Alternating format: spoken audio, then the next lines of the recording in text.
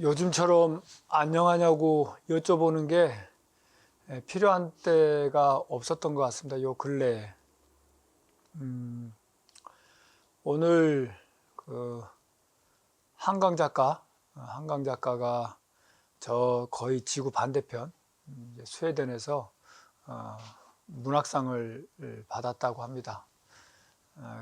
그 소식이 온 신문 일면을 도배하고, 그리고 그 얘기로 모든 사람들이 즐거워하고 자부심을 느끼고 한국인이라는 것이 자랑스러워야 할 때에 조금 그렇지 못한 부분이 있어서 참 안타깝습니다. 그래서 여러분들께 안부를 묻습니다. 모두 안녕하십니까? 네. 네.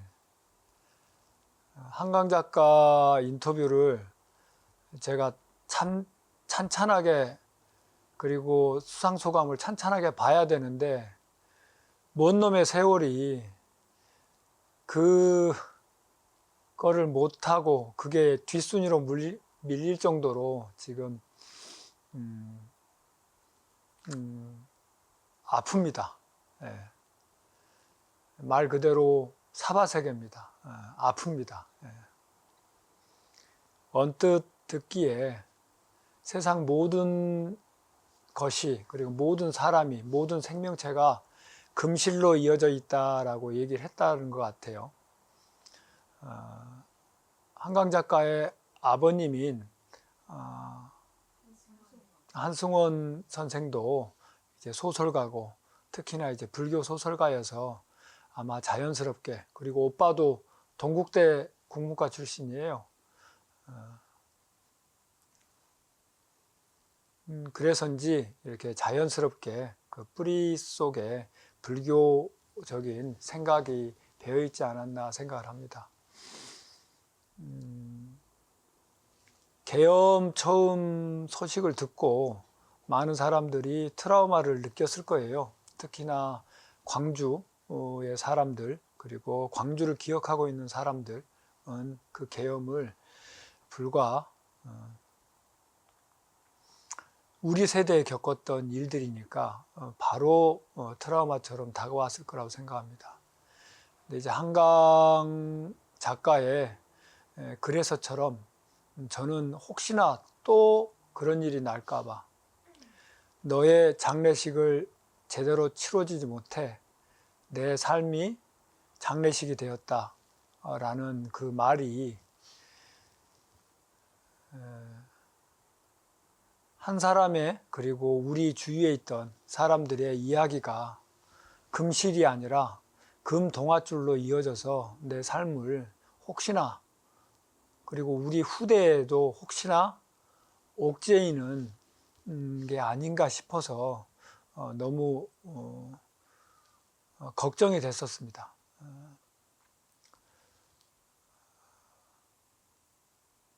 저는 한강 작가하고 공통점이 70년생 광주라는 거인 줄만 알았는데, 얼마 전에 김치 얻으러 속가 어머님이 하도 이렇게 보채셔서 이렇게 김치 받으러 갔더니 저에게 이제 속가 형님이 한 분 계신데, 속가 형님이 얘기를 하시더라고요.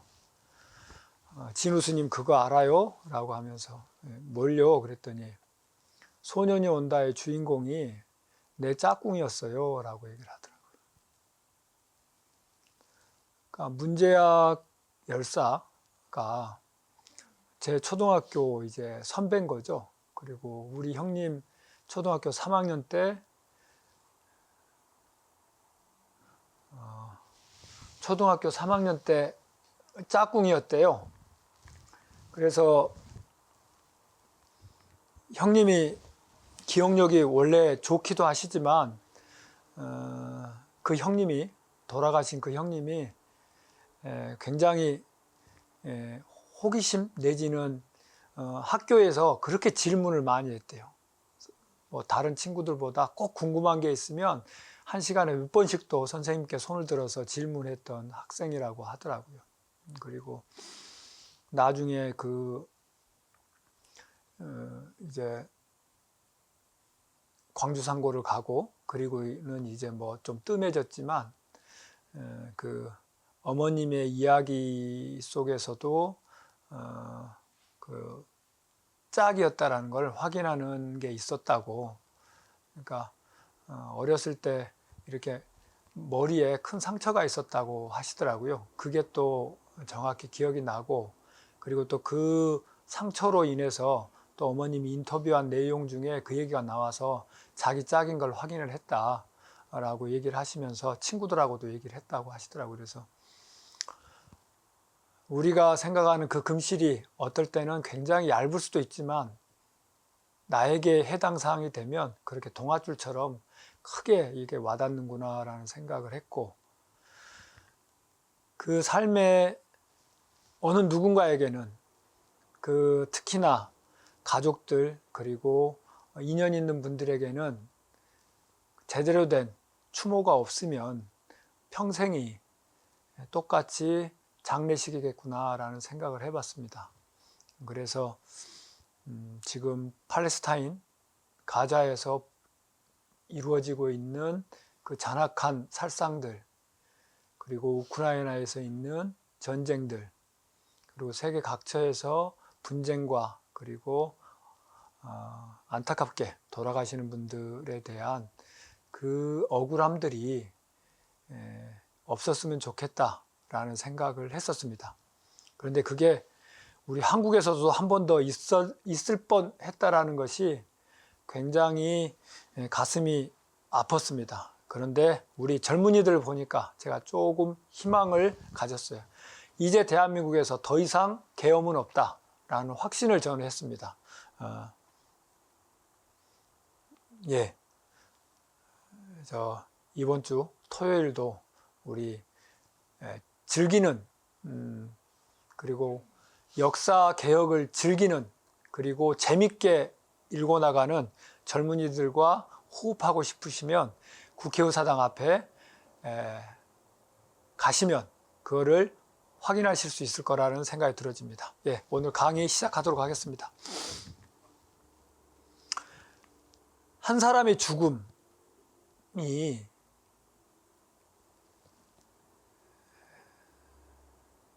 어떻게 세상을 바꿀 수 있을까에 대한 이야기입니다. 예, 이 그림 이쁘죠? 굉장히 이쁩니다. 약간 색칠이 좀 더해진 것 같기도 합니다. 저 어렸을 때 이게 75년작이라고 제가 들었어요. 일본 애니메이션인데 한국에는 81년도에 이렇게 방영이 됐던 파트로슈, 전설적인, 얼마 있으면 동지인데 플런더스의 개라고 하는 벨기에의 엔트호벤에 있는 것의 이야기입니다. 아직도 잔인하게 기억하고 있어요. 이 잔혹동화잖아요. 성냥팔이 소녀처럼. 아니, 대부분의 애들 만화 영화는 해피엔딩으로 끝나야지. 이게 주인공이 둘 다 죽어. 파트라슈만 죽어도 억울해 죽겠는데, 눈물 쏙 펑펑 쏟을 판인데 우리 주인공인 네로까지 죽잖아요. 근데 네로가 참, 이건 카톨릭 신부님들이 반성해야 될 부분인데, 이 네로가 화가 지망생이었잖아요. 기억하시죠? 화가 지망생인데 그림 그리는 친구였는데, 그래서 소원 중에 제일 큰 소원이 이 엔트호벤에 있는 대성당에 있는 화가의 화가, 행복한 화가의 대명사인 루벤스의 이 두 개의 작품, 십자가의 올라감과 십자가에서 내려옴, 십자가 강화라고 하는 그 그림을 보고 싶었는데 입장료를 받았대, 성당에서. 그 그림 보려면 입장료를 받았대. 그래가지고 이 그림을 못 본 거예요. 근데 풍차에 불이 나고 거기서 쫓겨나고 그래서 아무것도 없이 이 강의 준비하느라고 다시 한번 마지막 회를 다시 봤어요. 그랬더니 성당으로 들어가는 장면이 신발도 벗겨져. 모자도 벗겨지고. 그래서 맨발로 걸어 들어가요. 그 눈 온 밤에. 근데 눈 온 밤이고 아마 겨울이었으니까 문지기가 없었나 봐. 그래서 그 안에 들어가요. 그래서 보고 싶었던 그림을 보면서 너무나 행복해합니다. 발은 틀림없이 동상에 걸렸을 거고 배는 며칠간 굶었을 거고 사경을 헤매는 게 분명한데 이 그림을 보고 너무나 행복해요. 그리고 이 찬 바닥에 쓰러집니다. 그리고 나서 파트라슈가 이제 들어와서 같이 그 옆에서 같이 천천히 식어가는 장면입니다. 난 작가가 이해가 안 갔어요. 이 나쁜 새끼. 애들한테 이런 세상이 이렇게 잔혹하다라는 걸 꼭 보여줘야 했나? 라는 생각을 했는데 네로가 행복해했던 게 이제 이 나이가 먹어가니까 그리고 스님이 돼서 그런지 조금은 이해가 갑니다. 이 지금 네로가 처음 등장할 때 이 애니메이션 굉장히 잘된 명작이더라고요. 이제 그때는 제가 눈치를 못 챘는데 성당 안에 들어가면서 보는 그림은 십자가의 올라감이에요. 십자가에 매달리는 장면을, 그러니까 십자가를 세우는 장면을 보고 들어가요. 그리고 죽을 때는 십자가에서 내려오시는 그림을 보고 죽습니다. 그러니까 그림 명화인 예수님의 십자가 처형의 시작과 끝을 다 보여주고 있어요.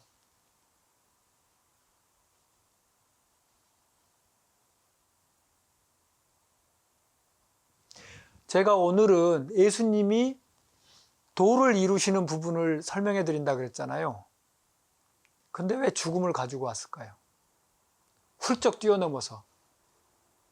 예수님이 저번 시간에는 세례 요한으로부터 세례를 받아서 출가라는 것으로 제가 이렇게 비교를 했었는데, 배대를 했었는데, 부처님의 성도 부분을 저번에 부처님 이야기를 했었잖아요. 부처님이 어떻게 도를 이루셨는지. 근데 예수님의 도 이루는 장면에 왜 갑자기 예수님 돌아가시는 부분을 제가 가져왔을까요?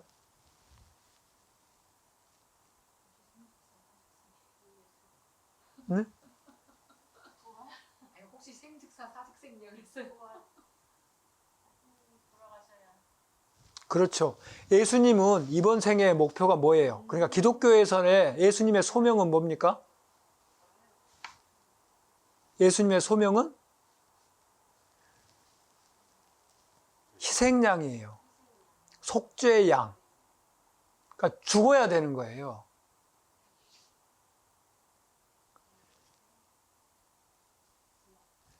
예수님의 이번 생의 미션은 죽는 겁니다. 뭘로? 대속. 중생들의 어리석은 백성들, 이스라엘 백성들, 그리고 신약이니까 세상 사람들의 원죄를 대신 갚아주는 것으로서의 제물, 번제물이신 거예요.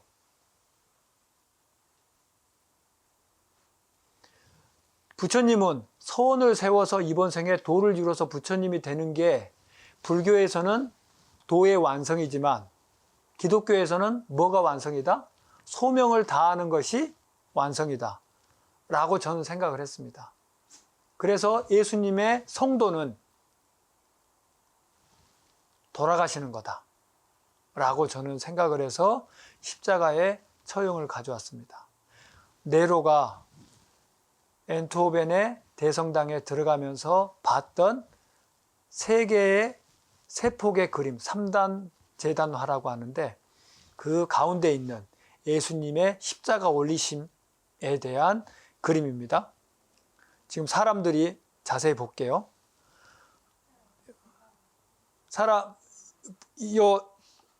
이쪽에 동아줄 보이시죠? 동아줄로 이 사람들이 낑낑 땡기고 있어요. 아유, 이 근육들 보세요.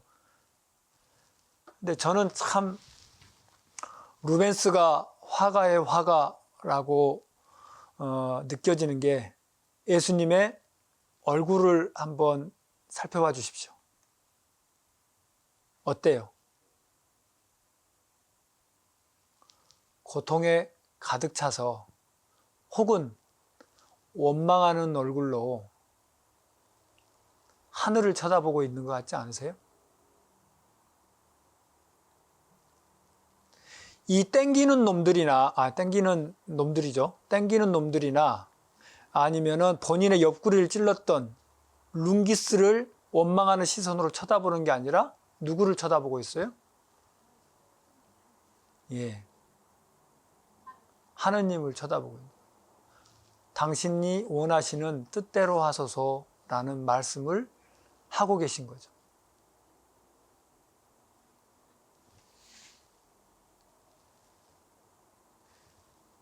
여러분들 불자이시기도 하지만 그래도 예수님 뵙고 싶지 않아요? 계시다 그러면. 근데 예수님을 만나도 예수님하고 인연이 돼도 이런 줄땡김의 인연 내지는 이런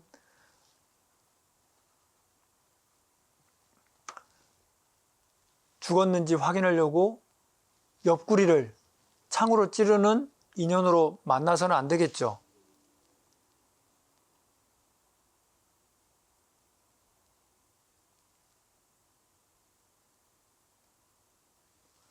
조금 더 확대를 해봤습니다. 그죠? 시선 처리가 예수님.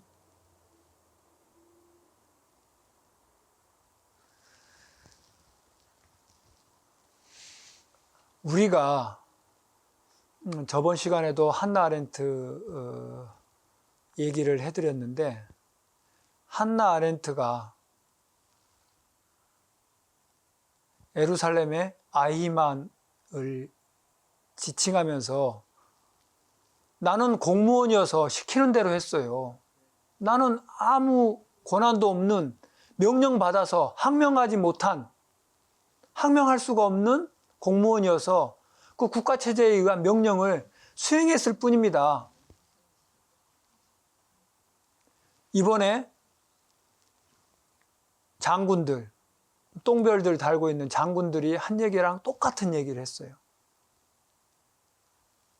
한나 아렌트가 당신의 죄는 뭐라 그랬죠? 생각하지 않은 거다.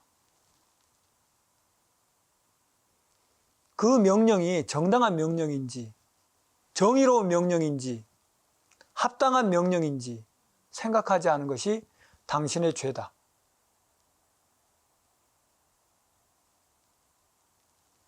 예수님을 만나는 절대절호의 찬스에 어떤 사람들은 이렇게 부지런히 일을 하고 있습니다. 뭐 하는데? 예수님을 죽이는데.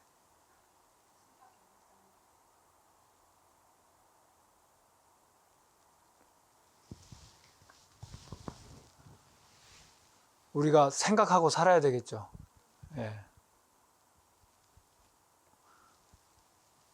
이 그림은 네로가 죽어가면서 봤던 십자가에서 내려지신 십자가 강화라고 하는 그림입니다. 요즘으로 따지면 시의원 정도나 국회의원 정도가 되겠죠. 이분으로 보여져요. 이분이 그래도 빌라도에게 가서 예수님을 저 사람을 저대로 둬서는 안 된다. 저 사람을 전시를 해야 되잖아요. 능지처참한 것처럼 그 성문 밖에다가 이렇게 탁 걸어놓은 것처럼 그렇게 걸어놓는 것을 못하게 이렇게 사정을 해서 부탁을 해서 항의를 해서 이분이 이제 몇 분의 여자분들과 여기에 제자들은 다 없어요. 12제자는 없어요. 12제자는 없고 여성분들만 있습니다. 12제자는 다 튀었어. 도바리들로 다 튀었어.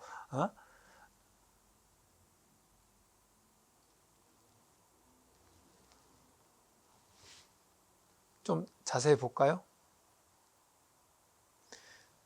돌아가셔서 이제는 눈을 감고 계시죠? 돌아가셨습니다.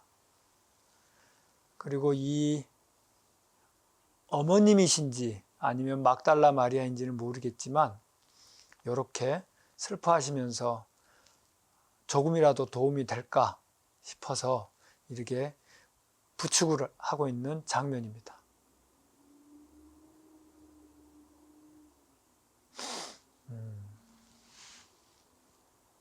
똑같은 장소에 몇 시간의 시간차를 두고 인연을 맺는 방법이 다르죠. 제자들이 그렇게 지근해서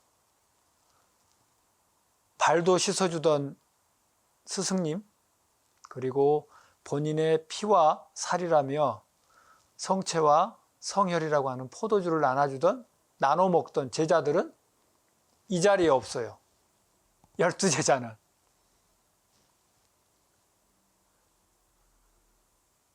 네. 여자분들만 이렇게 따로 확대를 해봤습니다.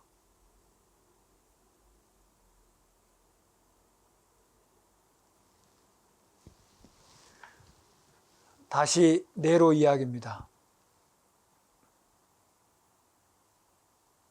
네로가 이 스포트라이트가 두 곳으로 들어오고 있잖아요.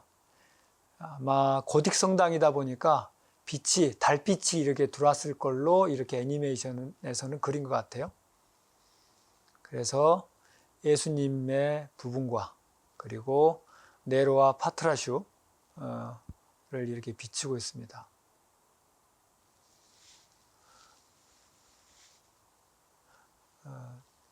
네로의 죽음, 그리고 예수님의 죽음이 어떻게 비슷할까요?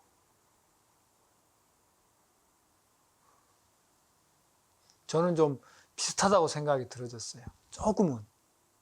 이제 신성모독이라고 크리스찬들은 얘기할 수도 있겠지만 여기서는 네로의 그 이야기에 보면 동네 사람들이 다 이제는 뭘 해요? 참회를 해요. 네로의 죽음에 의해서. 본인들이 살펴보지 못했던 예전에 우리 영화 제목처럼 블라인드 사이드인가요?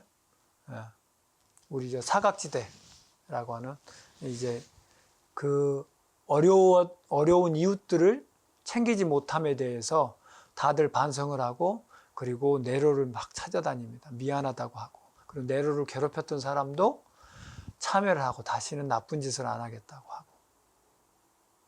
물론 그 전에 우리가 이 어린 소년을 보호해줘야 되지만 이건 동화니까 이야기니까 그렇다 그러면 네로의 삶도 한 사람의 보살 내지는 한 사람의 선지자처럼 살아간 건 아닌가라는 생각을 해봤어요. 그래서 검색하다 보니까 네로 여자친구 있었잖아요. 여자친구 이름이 뭔지 아세요? 기억나세요? 아로아. 아로아의 뒷얘기는 아세요? 그 일본에서 만든 애니메이션 말고 그 벨기에 쪽인가 유럽 쪽에서 만든 그 이야기에 하면 나중에 아로아의 뒷얘기가 나와요. 아로아가 나중에는 수녀님이 됩니다. 예. 그러니까 이 이야기들이 그러니까 네로가 어떠한 영향을 미쳤는지 물론 이제 어떤 사람들은 그걸 트라우마라고 얘기할 수는 있겠지만 종교적인 관점에서 본다 그러면 이제 어떻게 세상을 살아가야 되는가 어떻게 내 소명을 다해야 되는가에 대한 이야기인 것 같다 싶습니다. 예. 그래서 파트라슈 이야기로 시작을 해봤습니다. 네. 예수님의 이번 생애의 콜링, 소명은 뭐였다? 희생양이었다. 무엇 때문에? 세상의 죄를 없애시는 하느님의 어린 양. 1년 정도 된, 왜 1년 정도인지 아세요? 어린 양이라고 하는 게? 굳이 얘기하자면 동정 수컷, 총각, 총각이어야 되기 때문에 동정입니다. 그래서 어린 양이에요. 그래서 처음에 시작을 원죄 이야기부터 시작을 했잖아요. 기독교에서는 기본적으로 죄를 짓고 우리는 죄진 사람들이다 라는 것으로 죄인들이다라는 것으로 시작을 하기 때문에 이렇게 되는 거죠. 그래서 이 양을 보고도 저는 좀 굉장히 기분 나빴어요. 처음에는 우리 양들의 침묵에 나오는 양들을 위해 도살장에 끌려가면서도 순순하게 끌려나가느냐, 그게 너무 안타까워서 주인공이 어렸을 때 그 양을 안고 그렇게 도망갔다고 하잖아요. 근데 그 어린 양의 모티브가 도살장에 가거나 털이 깎이는데도 반항하지 않고 순순히 본인의 운명 내지는 소명을 받아들이는 것, 그것이 예수님을 상징을 하기 때문에 어린 양이라는 이제 상징성을 이렇게 가지고 왔나 보다라고 저는 이제 짐작을 하고 있습니다. 그 이야기는, 어린 양에 대한 이야기는 처음 시간에 말씀드렸던 아브라함의 자기 아들 이삭을 죽이는 것 대신에 여기 보이는 천사가, 우리 불교에서 얘기하면은, 불교는 이제 이러면 안 되는데 천사가 어디를 가리키고 있어요? 대신 죽이세요, 이렇게 양을 가리키고 있잖아요. 우리 절에서는 100살 넘어서 얻은 어린 아들보다 양을 하는 게 훨씬 낫다가 아니라 100살 먹어서 얻은 어린 아들이나 1년 된 양이나 생명의 가치는 똑같지 않느냐라는 가르침입니다만은, 여러분들한테 만약에 또 숙제를 낸다 그러면 당연히 이렇게 아침마다 남의 아들, 딸 데려다가 계란 후라이 해먹는 사람들의 입장에서는 딱 정해져 있죠. 손가락이 이렇게 정해져 있습니다.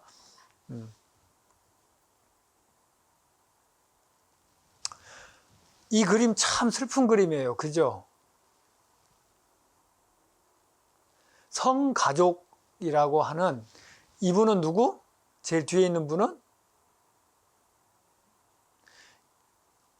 이렇게 등치 좋은 아가씨가 이런 분의 무릎 위에 앉아 있죠. 그러면 관계가 어떻게 되겠어요? 예? 딸입니다. 예. 외할머니, 엄마, 그리고 아들, 성 안나, 그리고 성모 마리아, 그리고 누구? 예수님. 예. 제가 왜 슬픈 그림이냐고 하냐면, 이분들의 시각 자체가 이렇게 애틋하게 쳐다보고 있어서가 아니라 보고 있는 시선이 이쪽을 향하고 있습니다. 어린 예수님이 누구랑 놀고 있어요? 양이랑 놀고 있죠. 이 둘의 운명은 모두가 다 장가 못 가고 죽는 것이 소명인 어린 양이잖아요. 그걸 밤비노라고 부르던데,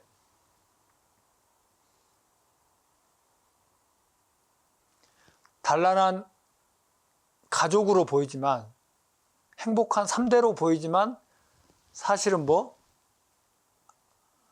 외손자의 제일 귀한 자손의 생명이 뭐다? 죽을 수밖에 없는 운명이다. 그리고 그것이 어려서 죽는 운명이다라는 것을 보여주는 그림이어서 저는 이 그림 보고 많이 슬펐습니다. 그래서 이 뒤에 보이는 이 구불구불한, 그리고 이 구불구불한 이 물결과 강물과 그리고 이 사연 많아 보이는 이 산들이 이 집안의 내력으로 보여져서 또 슬펐습니다. 다빈치의 루브르에 있는 성모자상이기도 하고 성가족이라고 하는 그림입니다. 이렇게 딱 이쁜 짓 할 나이죠. 딱 이쁜 짓 할 나이에 예수님으로 보여지는 아기 예수와 그리고 어린 양이 이렇게 있습니다. 이것이 예수님의 소명이다. 그리고 그 미션을 어렸을 때부터 여기 십자가 보이시죠? 아버지 요셉이 가리키고 있는 것에 하나님의 계시가 있고 어머니는 애써 외면하고 싶겠죠. 그죠? 아무리 아들이 민주주의를 위해서, 역사를 위해서, 세계 평화를 위해서 대신 죽는다고 하면 엄마는 행복할까요?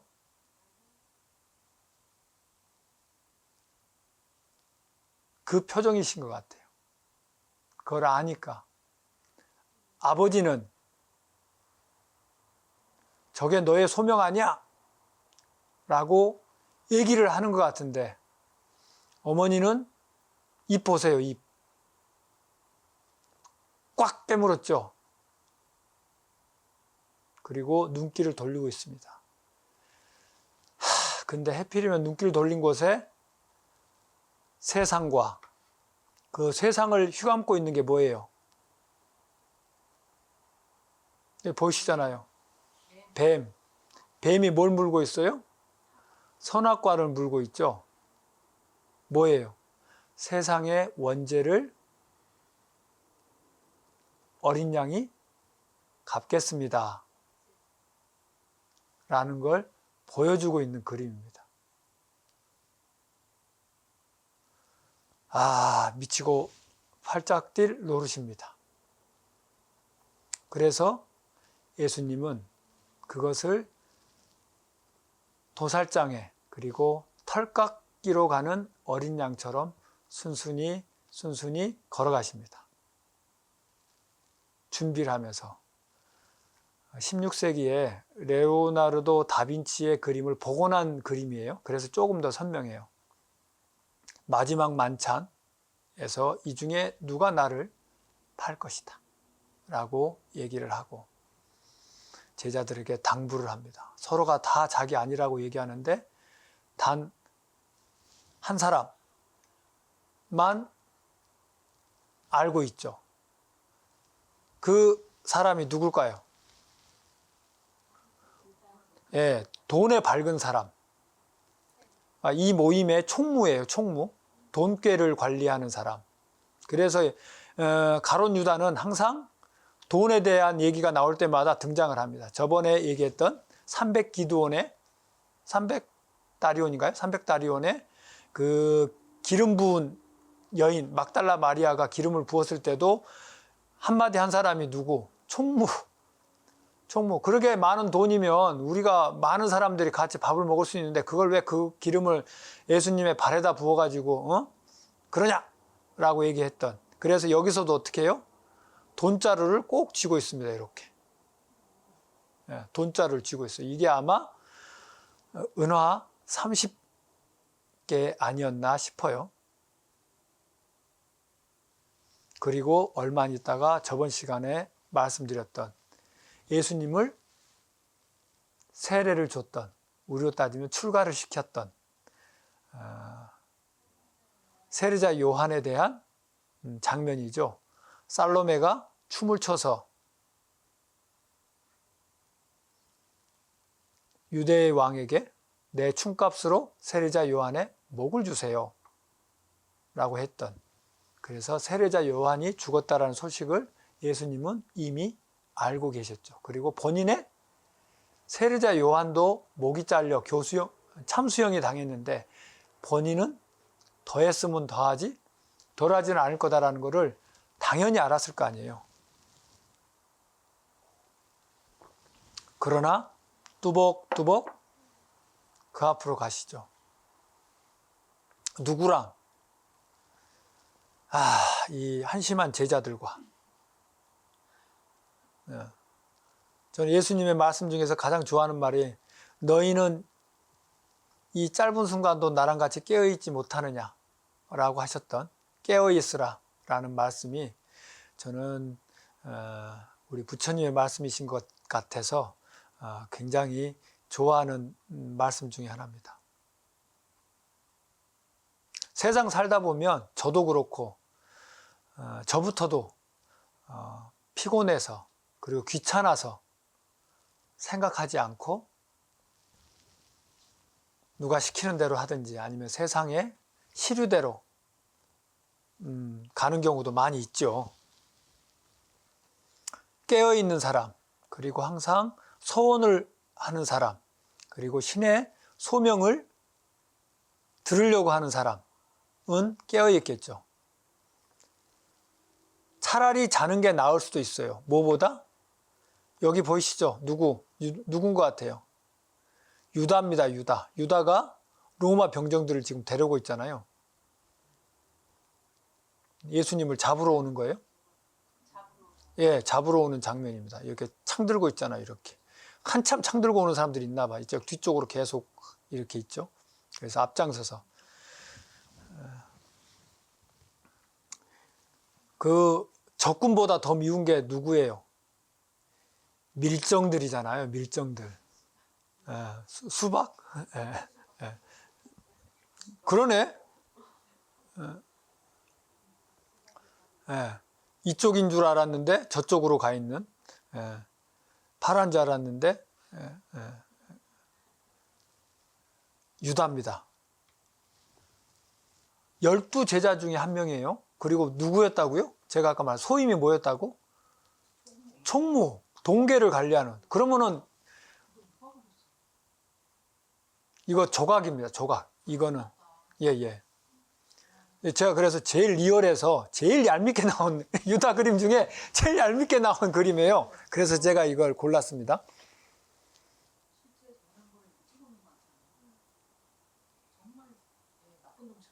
예. 이게 뭐죠? 여러분들 성경 읽어보셔서 아실 테지만 뽀뽀하는 걸로, 키스하는 걸로, 스승의 얼굴에 키스하는 걸로 이 사람이 예수입니다라는 걸 따라온 군인들한테 알려주는 거예요. 예, 이게 마크예요. 이 사람을 여러 사람들, 다른 제자들도 있었으니까 베드로도 있고 다른 제자들도 있었으니까 다른 제자들 누군지 이제 로마 군인들은 그리고 이제 그 병정들은 모를 수 있으니까 딱 찍어주는 거예요. 이 사람이 예수입니다라고, 내가 뽀뽀하는 사람이 예수예요 라고 뽀뽀를 해주는 거예요. 키스를. 그러니까 이 표정이 나오시는 거예요.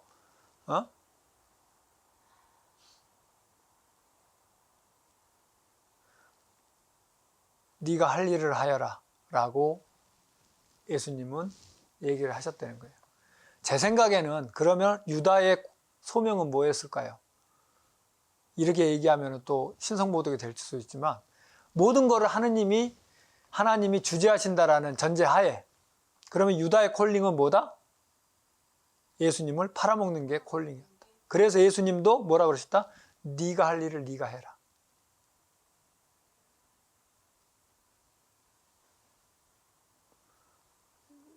이건 그냥 수박 겉핥기 식으로 그 기독교를 이해하고 있는 저의 이제 견해입니다. 그리고 이분은 누구? 반석이라고 하는 분입니다. 반석. 반석이 뭐예요?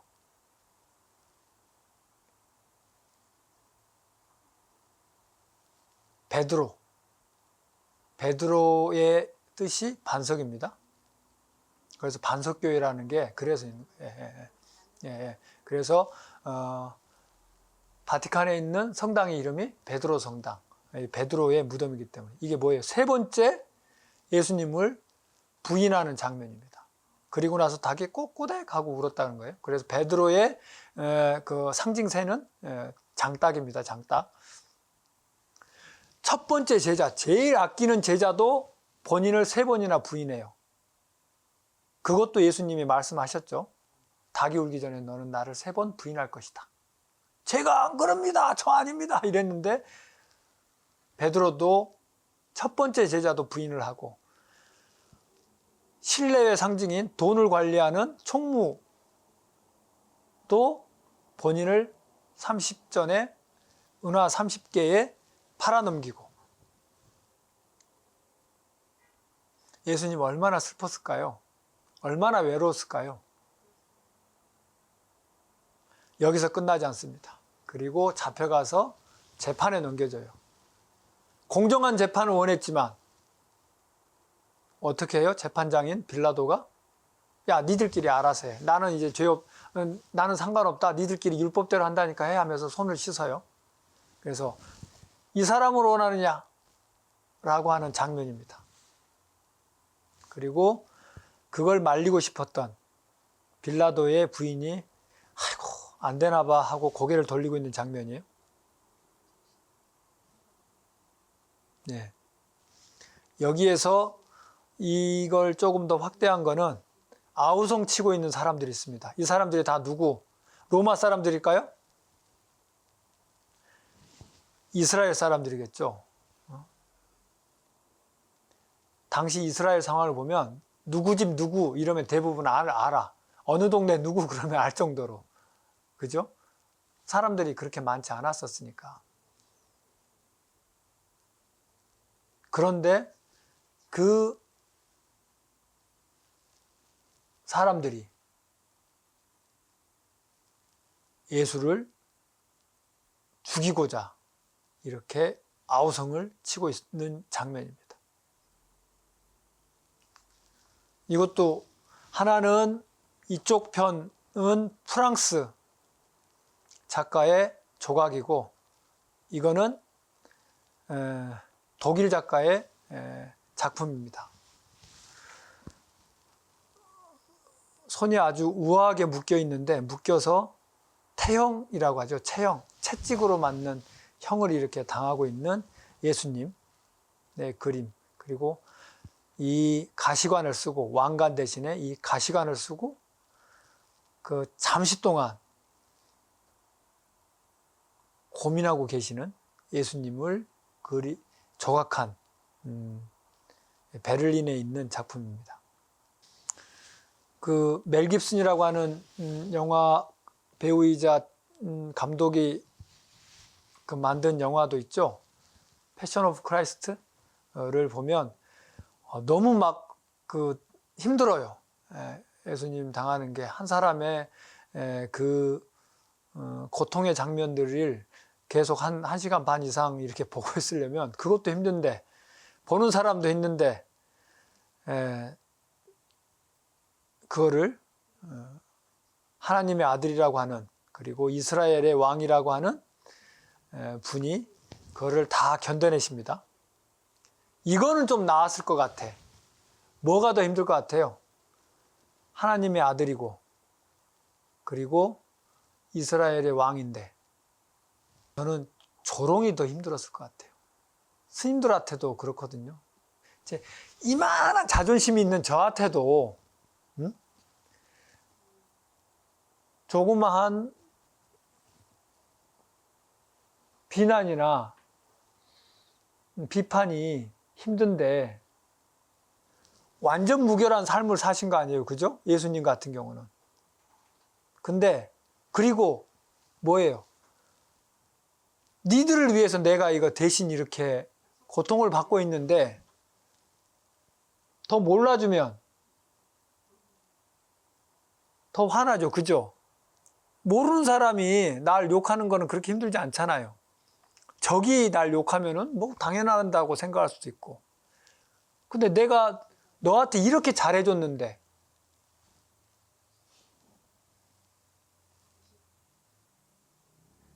보쉬라고 하는 분이 그린 그림인데 예수님을 십자가를 지고 가는 사람들 참 우리의 민낯이죠, 그죠? 그죠? 그죠? 우리도 혹시 이런 적 없나요? 우리도 뒤에 숨어서 댓글 달고 저도 어떤 사람을 혹시라도 이렇게 비판하지 않았나 라는 생각도 해봅니다. 예.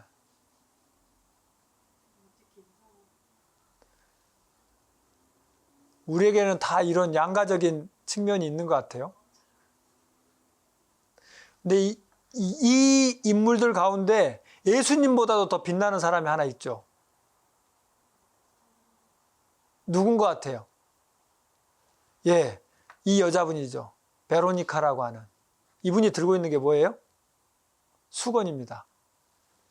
예수님이 그렇게 피땀을 흘리면서 십자가를 지고 갈 때 예수님의 피땀을 닦아드린 수건. 그래서 최초의 성화라고 기독교에서는 얘기를 하고 있어요. 예수님의 얼굴이 다른 사람이 그린 게 아니라 예수님의 얼굴을 그대로 얼굴에 피가 묻어 있고 땀이 젖어 있는 것을 그대로 딱 찍었더니 이렇게 예수님의 얼굴이 이렇게 나타난 거예요.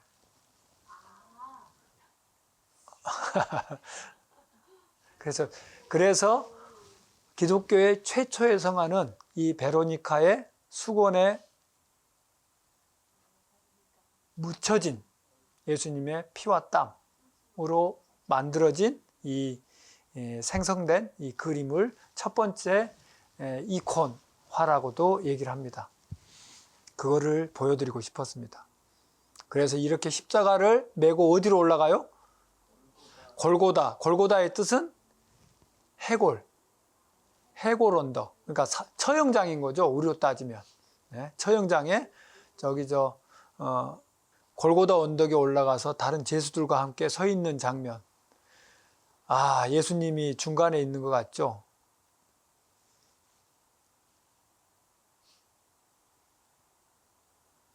그리고 이렇게 매달려지십니다. 이 한쪽 귀퉁이에 성직자들이라고 하는 유대교의 랍비들, 그리고 권력자들이 멀리서 명령을 내리고 본인들은 직접 피는 안 묻히고 지켜보고 있죠. 항상 수행하는 사람들은 또 을들을 시켜서, 갑들이 을들을 시켜서 을들의 왕인 예수를 매달고 있는 장면입니다.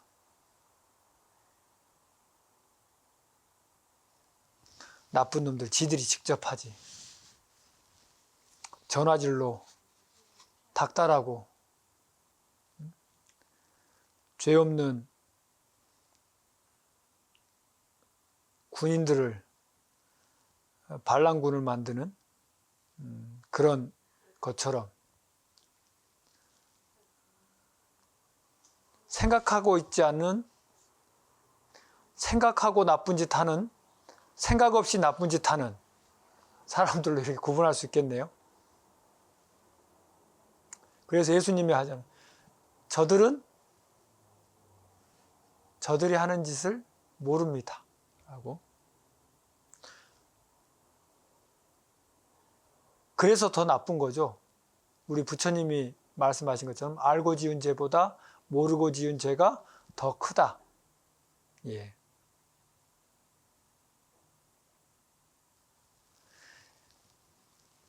예수님의 십자가, 예. 그래서 여기서 룽기스의 창이 있네요. 룽기스의 창으로 옆구리를 찌르고 있는 사람. 그리고 이 사람은 예수님에게 쓸개가 섞인 포도주를 이렇게 해면에 묻혀서 이렇게 드리고 있는 장면도 이렇게 표시가 되어 있네요. 근데 이 그림의 제일 중요한 부분을 하나 또 보여드릴게요. 확대해서. 이 부분입니다. 여기 제일 위에, 예수님 위에 이스라엘의 왕이라고 한 그 죄명이 써 있는 이 위에 있는 새를 보여드리고, 이 새가 어떤 것 같아요? 이 새의 이름은 잘 모르시죠? 여러분들은 불자셔서 그런지. 예, 새가 이렇게 생겨서 그러는데 이게 펠리칸입니다. 예, 펠리칸은 원래 이렇게 부리가 길어야 되잖아요. 주둥이가. 그런데 이 새를 왜 펠리칸이라고 하냐면 이 펠리칸이 주둥이에 위에다가 그 먹이를 다 채우고 반쯤 소화시켜 가지고 와가지고 새끼들한테 먹이잖아요. 그래서 기독교 유럽 사람들은 자기 가슴을 파가지고 새끼들을 먹여 살린다고 생각을 했대요. 그래서 지금 가슴을 쪼아가지고 보이시죠? 가슴을 쪼아서 피와 살을 새끼들한테 먹이고 있는 거예요. 예수님의 죽음이 뭐다? 보혈이다. 예, 맞습니다. 전문 용어, 기독교 용어, 보혈. 세상을 구원하는 피와 살이다. 라는 것을 나타내는 거죠.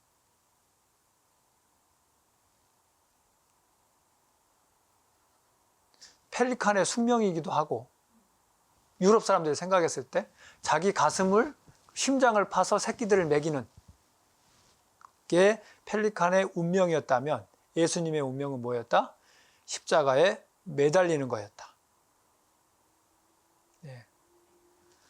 근데 저는 여기서 저번 시간에 공생의 얘기를 슬쩍 해드렸었잖아요. 그리고 예수님께서 예수님의 어머님에게도 뭐라 그러셨다? 여인여라고 얘기했다 그랬잖아요. 근데 그거를 어떻게 저는 또 해석을 하냐면 예수님이 마지막 돌아가시기 전에 숨이 떨어지기 전에 제일 어린 제자 요한에게 부촉을 해요. 그게 뭐냐면 요한아, 옆에 여인이 보이느냐? 성모 마리아가 옆에 계셨으니까 예, 보입니다. 너의 어머니시니라. 어머니 옆에 제자가 보입니까? 예, 당신의 아들입니다. 그게 뭐예요? 교회에 제자에게 본인의 어머님을 부축하고 본인의 제자에게 어머님에게 본인의 제자를 믿으라고 얘기를 해주신 거죠. 그러니까 교회에 맡기신 거예요. 예. 부처님의 아들과 어머니와 부인을 어디에 받아들여요? 승단에 받아들이는 거하고 똑같은 거죠. 예. 예. 그러니까 예수님의 어머님이 이때부터는 누구의 어머님이 돼요? 교회, 교단의 어머님이 되는 거예요. 예. 그러니까 제가 저번 시간에 말씀드렸던 것처럼 출가는 뭐다? 집에서 나오는 게 아니라 담장을 무너뜨려서 세상을 내 집을 삼는 것이다. 라고 말씀드렸던 해석을 저는 여기다가도 한번 갖다 붙여봤습니다. 이 표정이 저는 제일 마지막에 요한에게 그리고 어머님에게 얘기하는 순간이 아니었을까라고 생각해서 이 작품을 선택해봤습니다. 그리고 나셔서 절명을 하세요.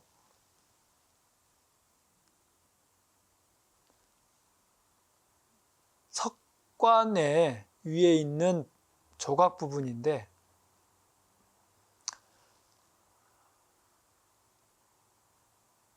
십자가를 끊으라 무릎이 다 깨졌죠. 물론 여러분들 아시는 못 박히신 자국도 그대로 남아있고 창에 찔린 자국도 그대로 있고 십자가에 못 박힌 자국도 그대로 있고 고통스러워하다가 돌아가신 게 이 입에서도 보이죠. 아직도 눈 뜨지 마세요, 보살님. 아직도 슬픈 장면이니까. 예. 얼마나 고통스러웠으면 눈도 다 못 감고 입도 다 못 다무시고 돌아가셨어요. 이 조각은 조금 더 그나마 좀 볼 수 있겠네요. 예, 바티칸에 있는 피에타상입니다. 유명하죠? 여러분들 다 아시는. 균형적으로 좀 안 맞는다 그래요. 비례적으로 좀 잘 안 맞죠. 여인의 그 품이 이렇게 길잖아요. 넓잖아요. 그죠? 근데 이렇게 안 넓으면 이 장성한 아들을 이렇게 앉힐 수가 없으니까 이 비유를 좀 깨고 했어요. 이제 성모 마리아는 교회의 어머님이 되셨어요. 그러면 약해야 돼요? 강해야 돼요? 강해야 돼요. 강한 걸 미켈란젤로는 손에 나타냈습니다. 손 보이시죠? 아들의 옆구리가 훅 들어갈 정도로 손가락에 힘이 있잖아요. 다시는 내 아들을 놓지 않으리 라는 강인함의 표현인 것 같아요. 그리고 왼손으로는 보라.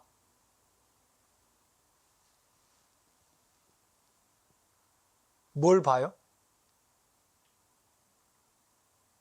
세상에 외치는 거죠. 나의 아들은, 하나님의 아드님은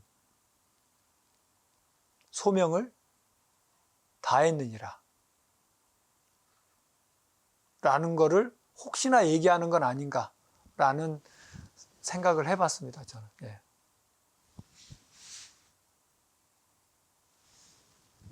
아무리 그래도 엄마는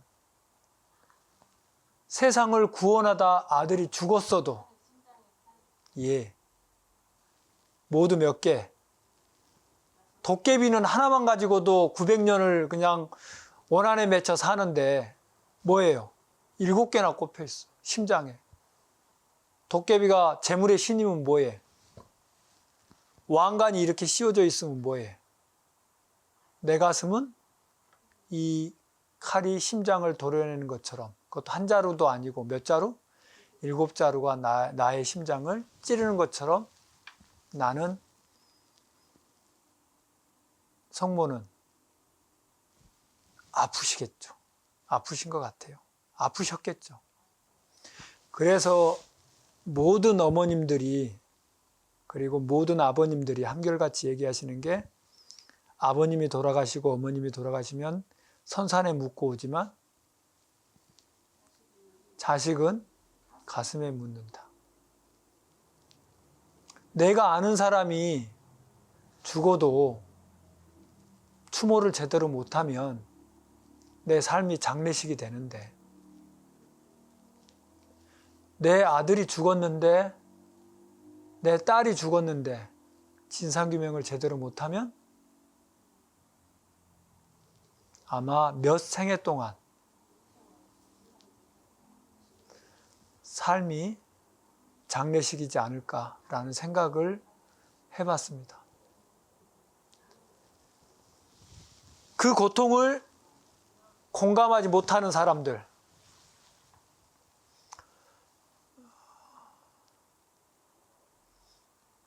전남대학교 철학과 교수인 박규영 교수가 한강의 문학을 그렇게 얘기를 평하더라고요. 정확히 제가 잘 기억을 못하는데, 제도적 폭력에 대한 감각적, 불복적 이라고 얘기를 하던데, 감각적으로 우리는 어떤 억울함, 그리고 어떤 슬픔에 대해서 공감을 하는 게 보통 사람들이잖아요.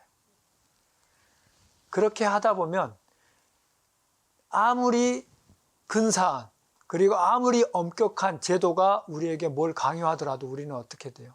불복종할 수밖에 없다는 거죠.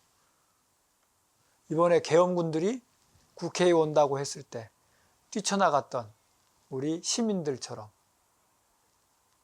그리고 그 계엄군의 총칼을 플래시를 켜고 핸드폰으로 찍었던, 그리고 대들었던, 방어했던 사람들은 저는 감각적 불복종이라는 생각이 들어집니다. 그래서 다시 한강의 이야기를 하자면, 오래된 죽음이 사람을 살린 거 아닌가라는 생각을 해봤습니다.